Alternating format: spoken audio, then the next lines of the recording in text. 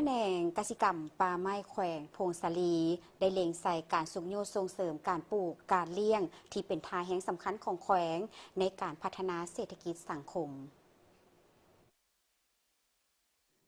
แขนงกสิกรรมป่าไม้แขวงพงศาลีแม้นได้สุขโยส่งเสริมและดึงดูดการลงทุนภาคเอกชนภายในและต่างประเทศมาลงทุนตามท่าแห่งของแขวงในการปลูกการเลี้ยงสมทบกับการก่อสร้างซ่อมแปลงพื้นฐานวัตถุเทคนิคหับไส้แก่การผลิตในแขนงกสิกรรมและป่าไม้ท่านสุขไซเจริญสุขหัวหน้าแขนงปลูกฝังแผนกกสิกรรมและสิ่งแวดล้อมแขวงพงศาลีให้สัมภาษณ์ในโอกาสดำเนินกองประชุมใหญ่ผู้แทนองค์คณะพรรคแขวงพงศาลีครั้งที่12นี้ว่าแขนงปลูกฝังที่ได้สุขโยส่งเสริมการผลิตกสิกรรมเป็นสินค้าการค้ำประกันเสบียงอาหารเพื่อทดแทนการนำเข้าและเป็นการจัดตั้งปฏิบัตินโยบาย6ทางออกเพื่อแก้ไขความทุกข์ยากของประชาชนซึ่งปัจจุบันแม่นกำลังสุ่มใส่การเก็บกู้ผลปลูกฤดูฝนสำหรับการปลูกพืชฤดูฝนเนาะตามแผนการนี่แขวงพอได้กำหนดอยู่ 15,000 กว่าเฮกตาร์แต่ว่าผ่านจากการจัดตั้งปฏิบัติเนี่ยพอลื่นแผนการเนาะพอปฏิบัติได้ 17,000 กว่าเฮกตาร์ก็ลื่นแผนการประมาณ 0.7% เนาะและในช่วงระยะนี้พวกเขากำลังกะเกียมปลูกพืชฤดูแล้งในศกปี2025-26เล็งใส่จำพวกพืชตระกูลทั่วมักมักเพชรแตงโมแล้วก็พืชพันธุ์อื่นเนาะเพื่อสนองภายในลดพรการนำเข้าหั่นพืชที่เป็นสินค้าหลักพวกเขามี7ท่าแห่งเนาะซึ่งมันมียางพาราชากาแฟกล้วยอ้อยเนาะซึ่งเป็นพืชฤดูแล้งเป็นสินค้าส่งออกไปนะเนาะเพื่อสร้างรายรับให้แก่ประชาชนพร้อมมีการปกปักรักษาทรัพยากรธรรมชาติและสิ่งแวดล้อมให้มีความยืนยงและสามารถรับมือกับการเปลี่ยนแปลงสภาพอากาศและภัยพิบัติต่างๆโดยเฉพาะในการจัดสรรดินจัดสรรป่าตามทิศการพัฒนาให้มีความเหมาะสม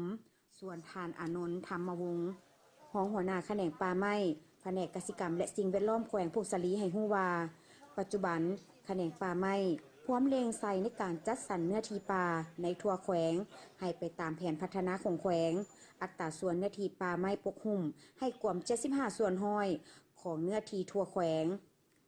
โดยอิงใส่นโยบายและก็อิงใส่บรรดานิติกรรมของคันถึงวางออกมานั้นเนาะปัจจุบันทางเฮาได้เล็งใส่เวียกงานคุ้มครองจัดสรรเนาะเวียกงานคุ้มครอง3ประเภทป่าให้เข้าสู่ระบบการจัดสรรแบ่งขอบเขตคุ้มครองนำใช้ให้เป็นระบบเนาะซึ่งว่า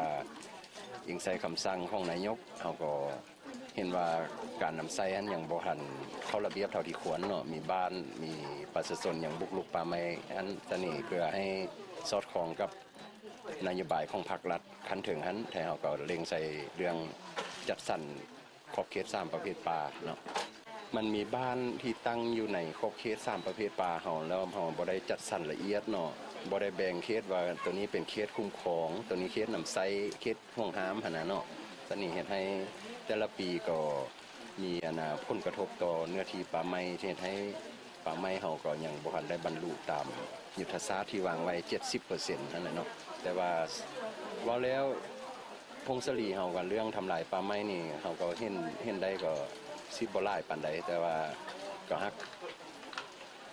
ยิงใส่ปีนี้ก็ฝนดีเด้อการไฟไหม้ลามป่าบ่คนทางป่าก็บ่หลายนะส่วนแผนพัฒนาในต่อหน้านี้แขวงพงศาลีแม้นจะสืบต่อส่งเสริมการนำใช้ทรัพยากรธรรมชาติให้มีประสิทธิผลและตามทิศสีเขียวและยืนยงสร้างความเข้มแข็งเพื่อรับมือกับการเปลี่ยนแปลงของดินฟ้าอากาศและการระบาดของพายุต่างๆให้รับประกันกว่าเก่า